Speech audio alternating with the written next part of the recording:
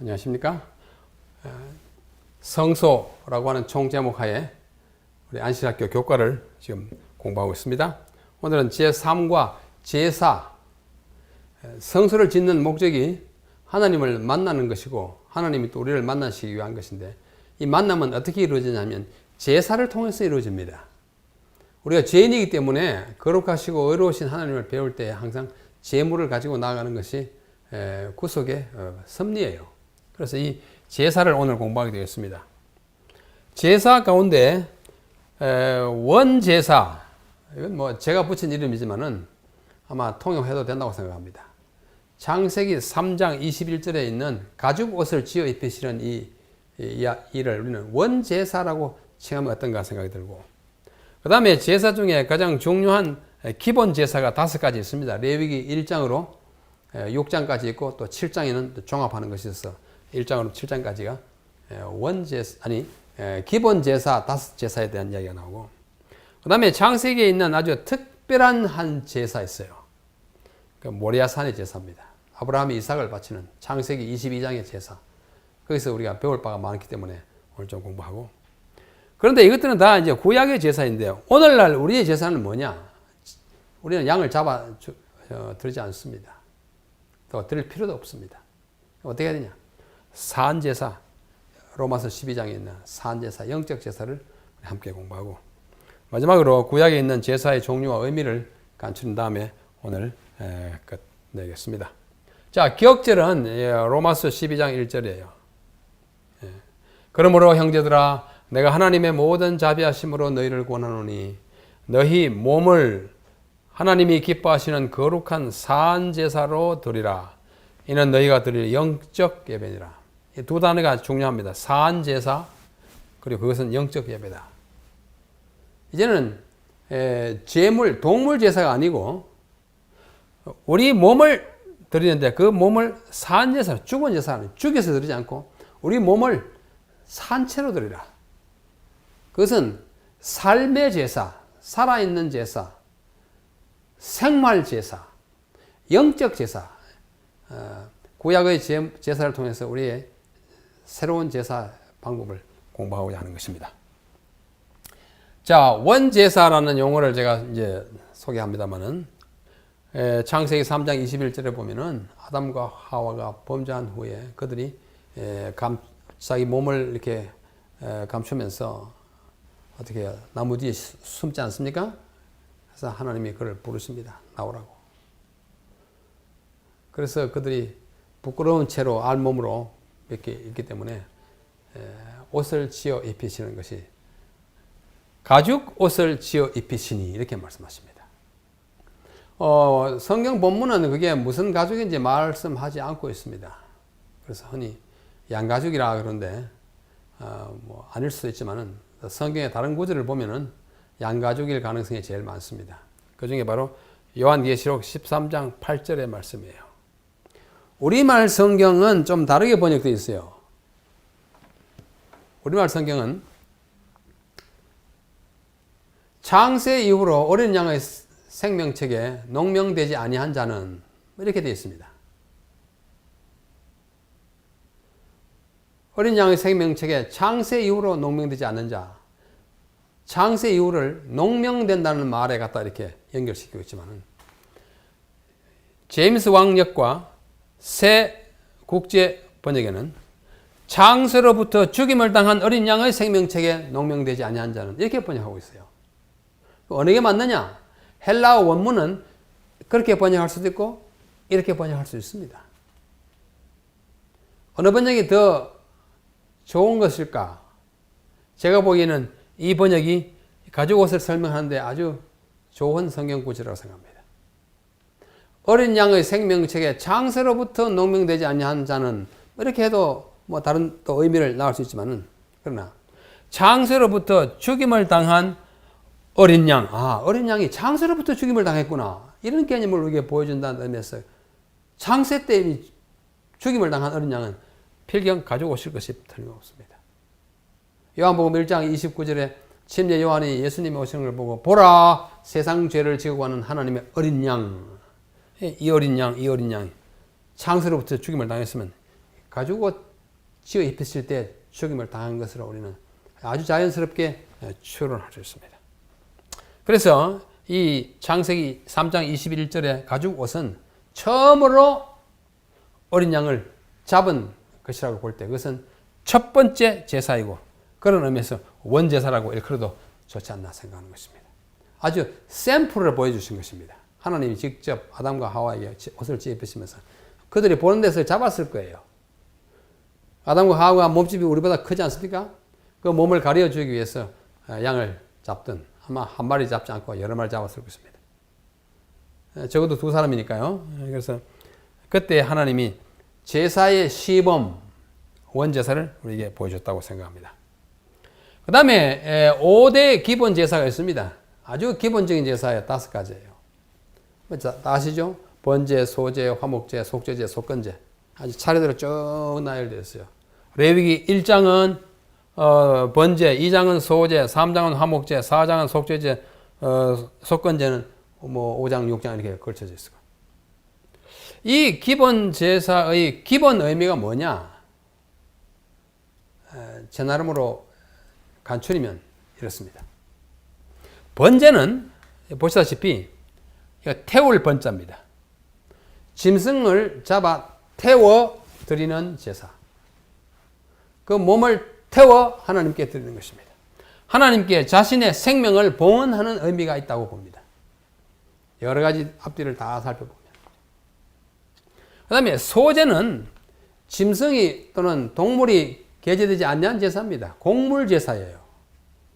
또 포도즙 같은 이런 식물성 제사입니다.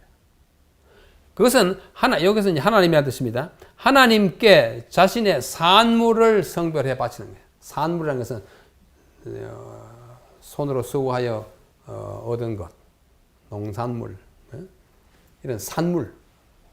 근데 이거는 자신을 드리는 것은 번제이고 짐승을 태워. 그 다음에 식물성 제사는 산물, 생산품을 하나님께 바치는 의미가 있다고 보입니다. 화목제라고 하는 것은 이제 불화 관계가 있다가 화목하게 하기 위한 것이잖아요. 특별한 감사를 표현할 때 드리는 것이라고 생각합니다. 감사제라고도 해요. 화목제를. 또는 수은제라고도 합니다. 은혜에 대한 보답이요. 그 다음에 속죄제가 있습니다. 속죄제는 그야말로 피 흘려 친교를 회복하는 것이에요. 우리가 좀 멀어졌어요. 하나님께 나오는. 우리 본질적으로 우리는 죄인이잖아요. 그래서 하나님께 자주자주 속죄제를 바칩니다. 내가 죄를 지어나 안 지어나 우리는 죄인이에요.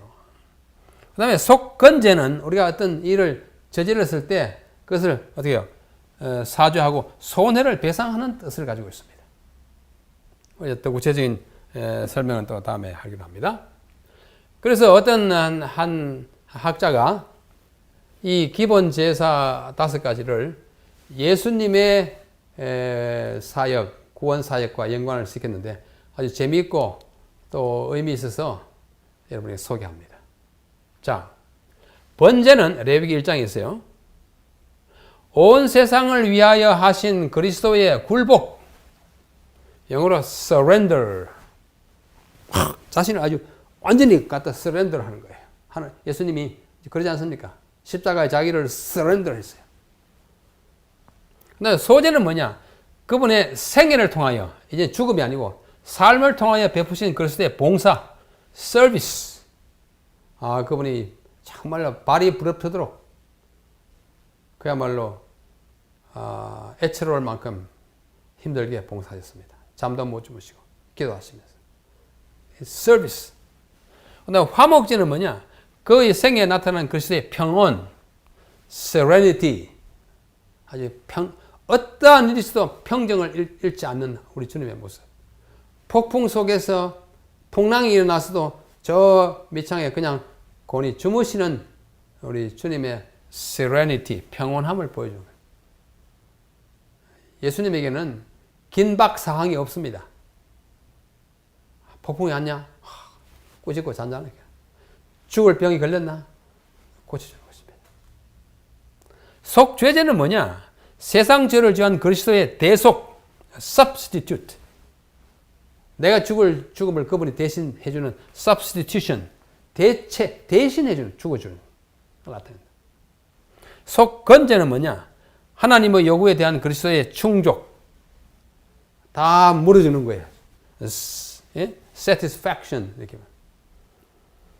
그래서 이 학자는 뭐 영어로 되는 것이니까 surrender, service, serenity, substitute, satisfaction 좀 SSSSS로 맞추려고 한 노력을 한 흔적이 여기납니다. 하여튼 우리 주님의 그분이 하신 그 사역을 아주 잘 기본 제사 5가지와 잘 결부시킨 것이 아닌가 생각합니다. 자, 이 기본 제사 5가지의 의미와 상징을 또 한 번 더 다른 면으로 간추리면 이렇습니다. 번제와 소제는 헌신이에요. 자신을 드리는 거예요. 화목제는 감사예요. 감사합니다. 속죄제와 속건제는 용서를 위한 거예요. 공감이 가죠? 참 요약을 잘하신 것 같아요. 제가 한 거 아니에요. 아주 잘하신 분들을 이렇게 한 게요. 그 중에서 번제와 소제가 다 헌신인데, 그 중에 번제는 그리스도의 완전한 죽음을 말하고, 또 소제는 그리스도의 완전한 생애를 통하여 죽음과 생애가 합쳐가지고 하나님께 헌신하는 것이 번제와 소제라고 해요. 그 다음에 화목제는 감사를 위한 것인데, 하나님과 백성 사이에 친교와 화목을 도모하는 것이 화목제예요. 그렇잖아요. 이게 히브리 말로 샬렘이라고 합니다. 샬렘은 샬롬에서 파생된 말이야. 샬롬, 평안, 평강, 화목. 그 다음에 속죄제와 속건제는 용서를 위한 것인데, 그 중에 속죄제는 죄악의 용서. 우리는 악하고 원래 죄인이기 때문에 뭐 죄를 지나 안 지나 하는 거예요. 죄악.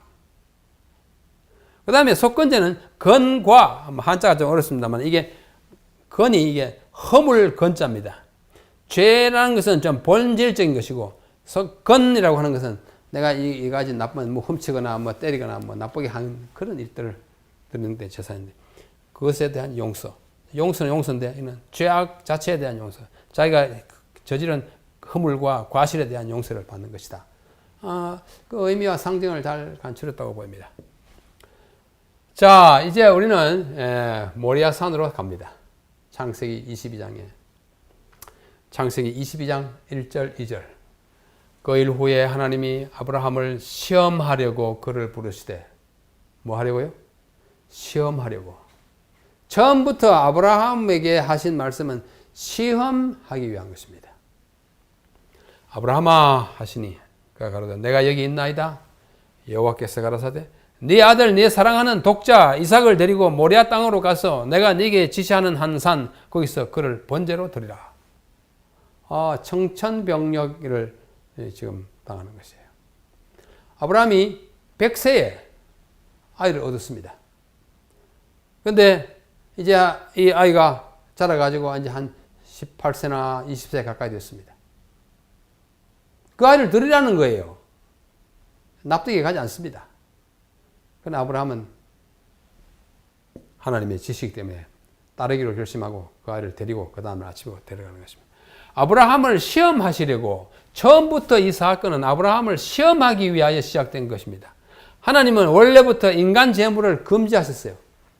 몰렉에게 드리는 그 인간 제물은 하나님이 절대로 못하게 했어요. 여러 선지자를 통해서 인간 제물을 드리는 것을 절대로 하지 말라고 했는데 아브라함에게 하신 것은 처음부터 진짜 드리게 한 것이 시험하려고 한 것입니다. 처음에 목적이 아주 분명해요. 내 아들 내 사랑하는 독자 이삭을 아브라함이 100세에 얻은 이 만드기, 늦게 얻은 아들 만드기라고 하지 않습니까? 바치랍니다. 예언의 신에 아브라함이 이삭을 드리기 위해서 이제 이 명령을 받는 그 장에 가보면 아브라함이 이 하나님의 분부를 들은 다음 그날 밤에 밤새도록 잠을 자지 못합니다. 왜? 내일 아침 날이 밝으면 저 아들을, 저 청년을 데리고 모리아로 가야 합니다. 그래서 오늘 이제 같이 자는 마지막 날 밤이에요. 그래서 그 옆방에서 이제 아브라함이 이삭이 자고 있는데 자다가 기도하다가 가서 또 문을 열어보고 훤히 자고 있습니다. 또 와서 기도하다가 또 여러 번 또 자고 있습니다. 왔다 갔다 왔다 갔다 왔다 갔다 새벽에 동이 텄어요. 자, 이 부정, 부성 참 이해가 갈 만합니다. 밤새도록 그렇게 하고는 아침에 해가 뜨자 어떻게 가는 것입니다. 모리아 땅으로 가서 이때 아브라함이 어디에 살았냐면 저 남쪽에 그랄, 창세기 이제 22장에 사거든요. 20장에 보면 그랄이라는 곳에 살고 있었어요. 이 그랄에서 모리아산은 예루살렘이에요. 까지는 60마일 약 240리입니다. 96km이므로 좋기 사흘 길이 되었어요. 약 100km니까 250리를 이제 한 20세가 된 노인이 걸어가기에는 사흘 길도 참 빠듯한 길이에요. 그래서 아브라함에게 이미 데리고 가는 그 순간 이미 뭐예요? 이미 죽인 거나 다름없습니다. 사흘 동안 죽어 있어요. 마음속에 이미 아브라함에게는 이삭이 사흘 동안 이미 죽어나더랍니다. 뭐 받지 않을 것 같으면 안 가죠. 떠날 때 이미 죽은 거예요. 아브라함이 아침에 일어나 나귀의 안장을 지우고 두 사환과 그 아들 이삭을 데리고 번제에 쓸 나무를 쪼개 가지고 떠나 하나님이 자기에게 지시하신 곳으로 가더니 제3일에 아브라함이 눈을 들어 그곳을 멀리 바라보니 모리아산이 가까이 왔습니다. 이에 아브라함이 사환들에게 이르되 너희는 나귀와 함께 여기서 기다리라. 나하고 아들 이삭은 아이와 함께 저기 가서 모리아산 꼭대기에 가서 경배하고 너희에게로 돌아오리라. 색깔칠한 부분을 우리 한번 좀 살펴보려고 합니다. 일찍이 일어나 밤새도록 잠자지 못하고 지샌 아브라함이 일찍 일어났습니다. 아까 말씀드렸잖아요. 성경에는 없지만은 부조와 선자에 자세히 기록하고 있습니다. 한번 보시기 바랍니다.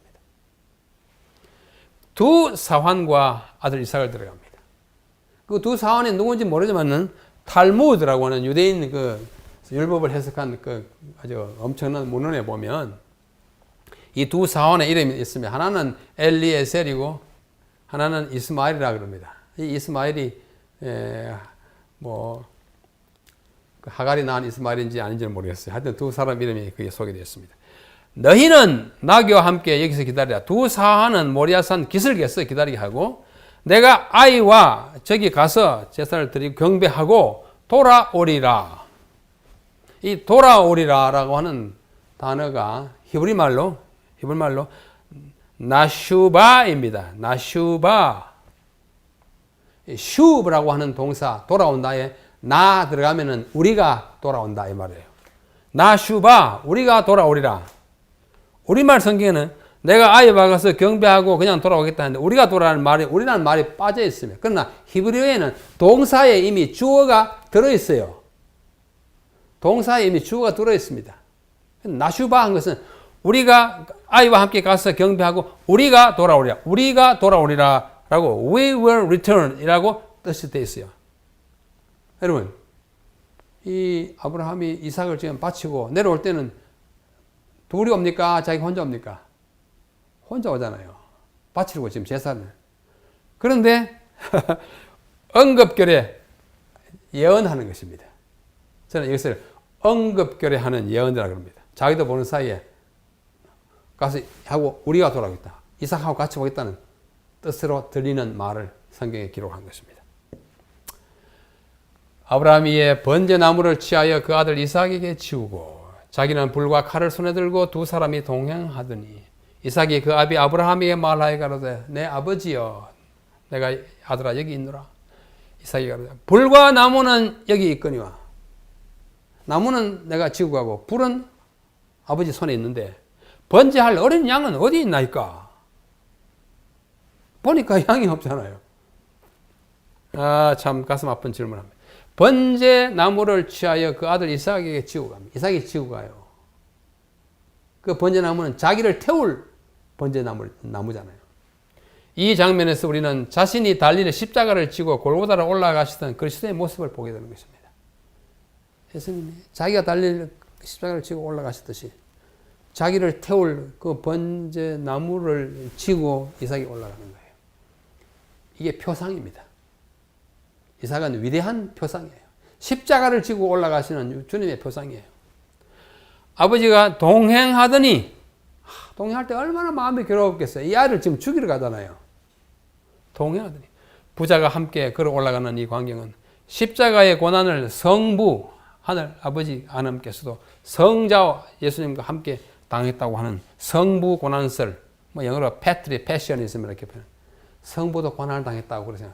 진짜 그렇습니다. 아브라함의 심정은 독생자를 바치시는 하나님의 심정을 느끼게 하는 것이 아니겠습니까? 번제할 어린 양은 어디 있나이까? 아브라함은 이삭이 제발 이 질문만은 하지 말아 주기를 바랐는데 이삭의 입에서 이 질문이 톡 튀어나온 거예요. 저 꼭대기 올라갈 때까지 제발 무사히 갔으면 좋겠는데 아니야들까 이야기를 딱 하는 거예요. 그럼 어떻게 해요? 대답해야 될 거 아니에요. 대답합니다. 아브라함이 가로되 아들아 번제할 어린 양은 하나님이 자기를 위하여 친히 준비하시리라 하고 두 사람이 함께 나가서 하나님이 그에게 지시하신 곳에 이른지라. 아브라함이 그곳에 단을 쌓고 돌단이에요. 노아 때부터 돌단 날 쌓고 나무를 버려놓고 그 아들 이삭을 결박하여 단 나무 위에 놓고. 번제할 어린 양은 하나님이 자기를 위하여 친히 준비하시리라를 킹 제임스 버전에는 이렇게 표현해요.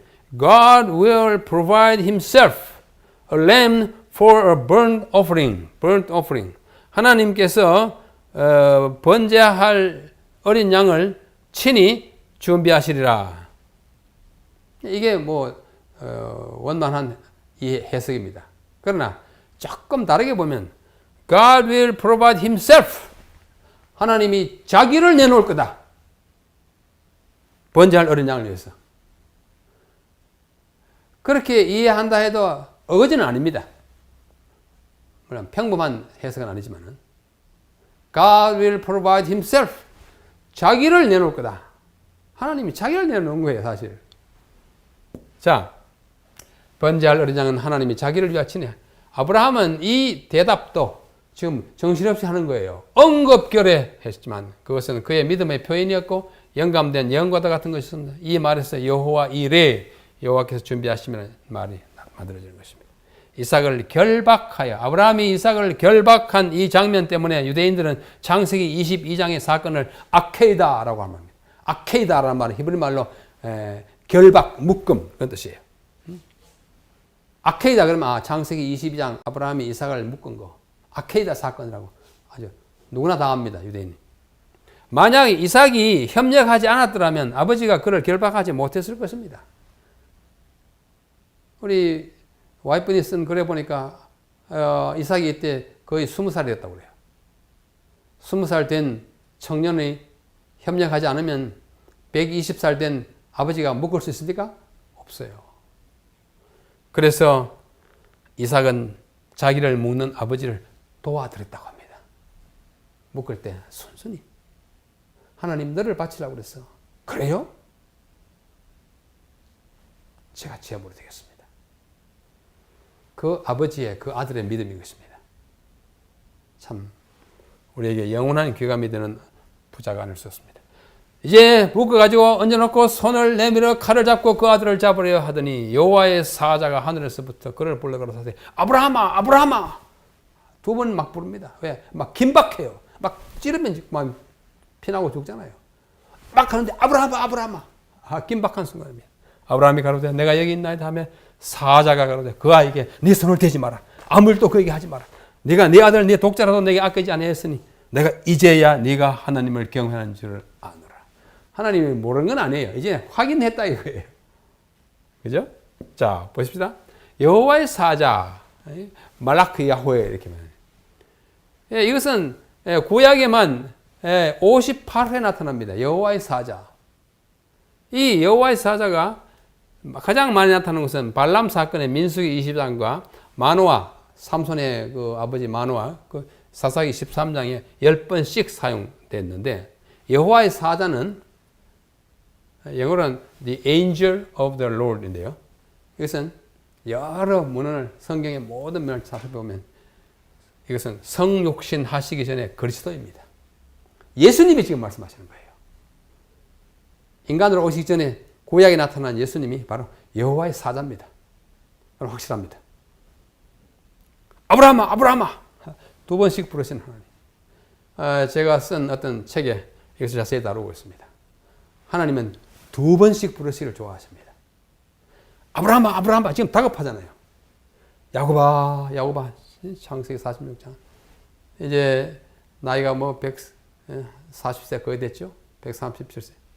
이제 본국을 떠나가지고 멀리 아들이 있는 애굽으로 가기 위해서 국경선의 밤, 브엘세바에서 마지막 밤을 보낼 때 하나님이 근심 많은 노인 야곱에게는 야곱아, 야곱아, 너희 아들들 따라서 애굽 가기를 두려워하지 마라. 내가 그들을 통해서 큰 일을 이루겠다. 위로할 때도 야곱아, 야곱아 두 번씩 부르십니다. 모세야, 모세야. 출애굽기 3. 네? 그 불꽃 떨기 나무 가운데 나타났을 때 모세야, 모세야. 네 발에서 신을 벗어라. 사무엘아, 어린 아이 사무엘 보거든. 사무엘아, 사무엘아. 어린 아이에게 많은 계시를 보여줍니다. 사무엘아, 사무엘아. 아리엘, 아리엘. 아리엘은 예루살렘에 나는 칭호예요. 예루살렘아, 예루살렘아 하는 얘기야. 이사야 29장. 이게 구약의 사건이고, 이제 이 아까 여호와의 사자가 누구라고요? 예수님이에요. 인간이 되기 전에 예수님인데, 인간이 되고 나서도 두 번씩 부르십니다. 마르다야, 마르다야, 네가 많은 일을 수고하지만 한 가지만 해도 괜찮아. 마리아는 더 좋은 편을 택했으니, 이 좋은 편을 택했으니 빼앗기지 아니하라고. 그 자기 여동생 일 시키기를 고집하는 마르다에게 네 할 일은 나 잘해. 마르다야, 마르다야. 시몬아, 시몬아, 마귀가 너를 끌려고 막 까부르려고 기질했지만 나는 너를 위해서 기도한다고. 시몬을 걱정하는 베드로의 이 사람이 예수님의 음성입니다. 예루살렘아, 예루살렘아, 암탈기 병아리를 품던 내가 너희를 그렇게 보호했거든. 너희 어떻게 이러냐? 탄식하는 이야기. 아까 아리엘, 아리엘하고 같아요. 그 다음에 십자가에서 엘리, 엘리, 라마 사박다니.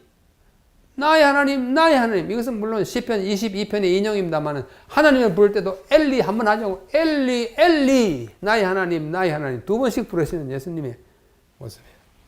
사울아, 사울아, 네가 어찌하여 나를 핍박하느냐? 누구십니까? 나는 네가 핍박하는 예수다.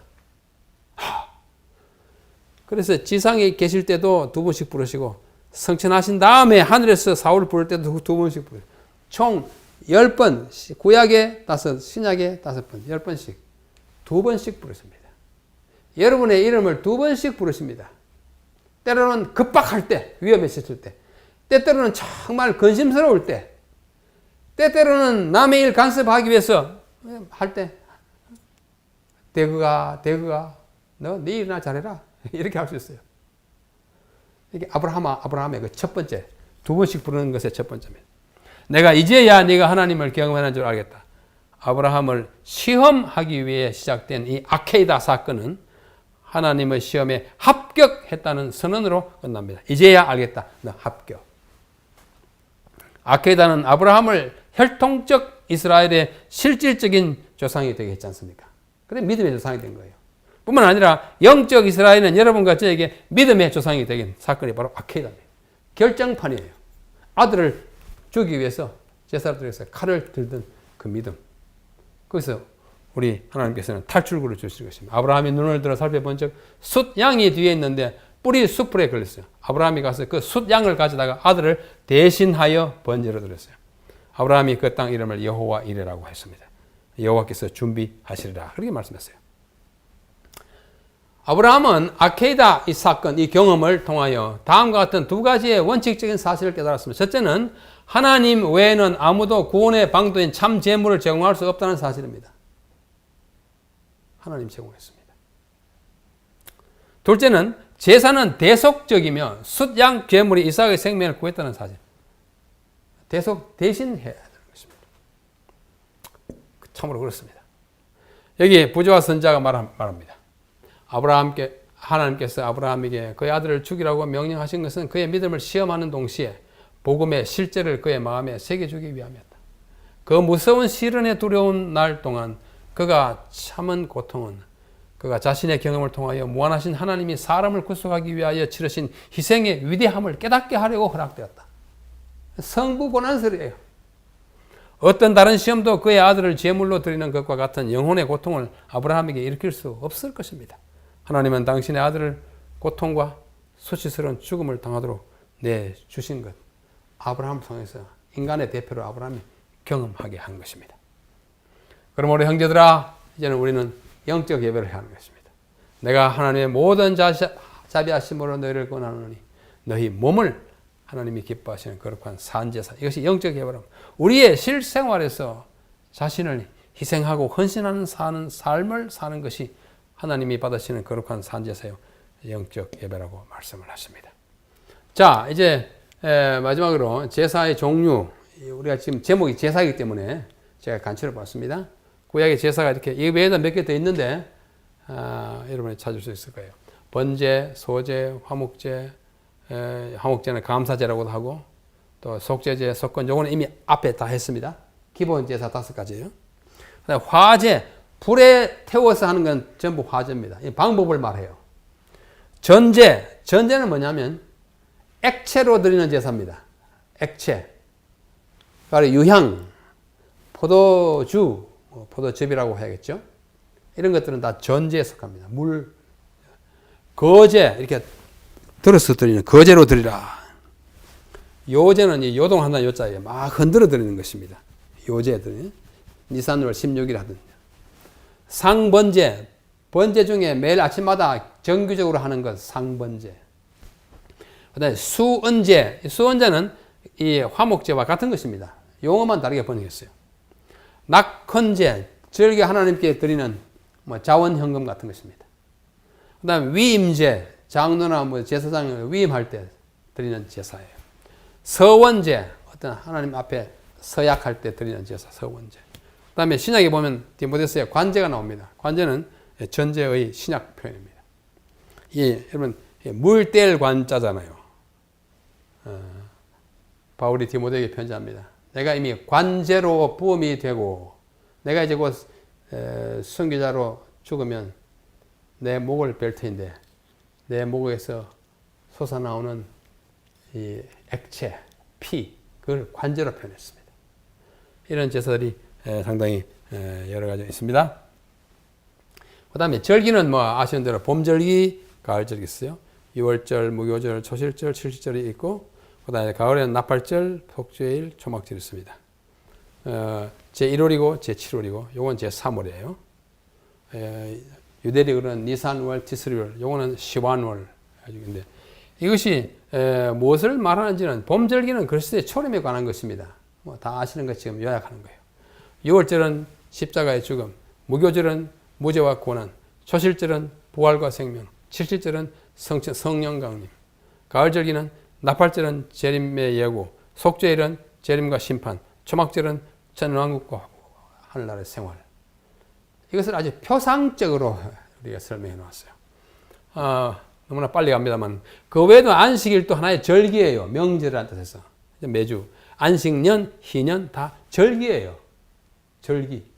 그 다음에 역사적으로 불임절이 있고 수전절이 있는데 이거는 에스더의 이야기고 수전절은 신구약 중간 때 일어나는 일인데 요한복음 10장 22절에 딱 한번 언급되어 있습니다. 다른 기회에 공부할 수 있으리라 생각합니다.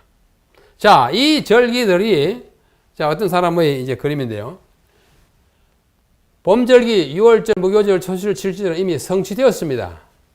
성취됐어요. 예수님 초림 때. 그 다음에 나팔절과 속절과 초막절은 이제 성취 중이에요. 나팔절 이미 지나갔고 지금 속죄일 하고 있는데 예수님 모시면 초막절로 들어갑니다. 나팔절은 재림운동이고 속죄일은 조사심판과 속죄이고 초막절 가면 천년왕국이 되는데 여기 십자가로 말미암아 다 6월절은 십자가, 무교절은 죄를 없애고 초실절은 부활로 이루어진 아주 잘 그림을 잘 그렸다고 생각합니다. 자, 절기인데요. 밀력과 성령. 시간이 없어서 오늘 이걸 자세히 하지는 못하겠습니다. 자, 보십시오. 유대인 달력이 두 가지가 있었습니다. 하나는 밀력이고 하나는 성력이에요. 밀력이 원래 1, 2, 3, 4해가 12월까지 있었는데 출애굽 때부터 출애굽기 12장 이 달을 첫 달로 삼으라 했는데 그 첫 달이 뭐냐면 원래 7월입니다. 7월을 첫 달로 삼으라 했어요. 이게 성력이에요. 그러므로 7월이 1월 되고 8월이 2월 되고 이렇게 해가지고 여기 1월이 성력으로 7월이 돼요. 이게 6달 차이가 나는 두 달력을 가지고 있습니다. 그래서 그들이 밀력으로 1월이 그들의 생활 습관에 있어서 정월입니다. 정월은 해의 첫 달이죠. 그래, 그 첫날은 뭐예요? 첫날은 설날이죠. 그 달을 7월로 삼아라 했어요. 왜냐하면 이달이 1월 되니까 이달이 7월 돼요. 그러므로 성력으로 7월은 밀력으로 1월이기 때문에 정초입니다. 정초. 그래서 해의 시작이에요. 시작을 알리는 나팔을 불었습니다. 그게 나팔절이에요. 7월 1일. 성력으로 7월인데 밀력으로는 1월 1일이에요. 이렇게 6달 차이가 나오니까 같고, 그 다음에 이것이 우리가 사용하는 현대력으로는 딱 맞지 않습니다. 아시는 대로 유대력은 성력이든 밀력이든 유대력은 음력입니다. 양력 아니에요. 우리가 지금 사용하는 양력이잖아요. 그래서 양력과 음력이 똑같이 가지 않고 또 1년의 날짜도 자꾸 다르기 때문에 윤달을 넣기도 했어요. 그래서 7월은 현대력으로 9월과 10월에 이렇게 9월과 10월에 겹쳐 있고 8월은 10월과 11월 이렇게 중간쯤 있고 9월은 10월, 1월과 12월 이렇게 조금씩 걸쳐져 있습니다. 걸쳐져 있습니다. 그 사실을 이해하시고 또 다른 기회에 봅시다. 뭐 달 이름인데 이건 아실 필요는 없어요. 영어에 뭐 January 뭐 이렇게 하듯이 첫째 달은 니산월. 원래는 아비벌인데 그 갔다 온 이후로 바벨론 포로 갔다 온 이후로 아비벌에서 니산월로 바뀌었습니다. 그 다음에 원래 15월인데 이하르월 바뀌었고 시완월, 다무스월, 아브월, 엘룰월 원래 에다님인데 바벨론에 갔다 와서 티슈리월로 바뀌었습니다. 이달에 속죄일이 있어요. 그 다음에 마르케스반 불 있고 기슬레월 있고 데벳 있고 쉐벳 있고 아달 뭐 다 정리하지 않고 여러분들이 그죠?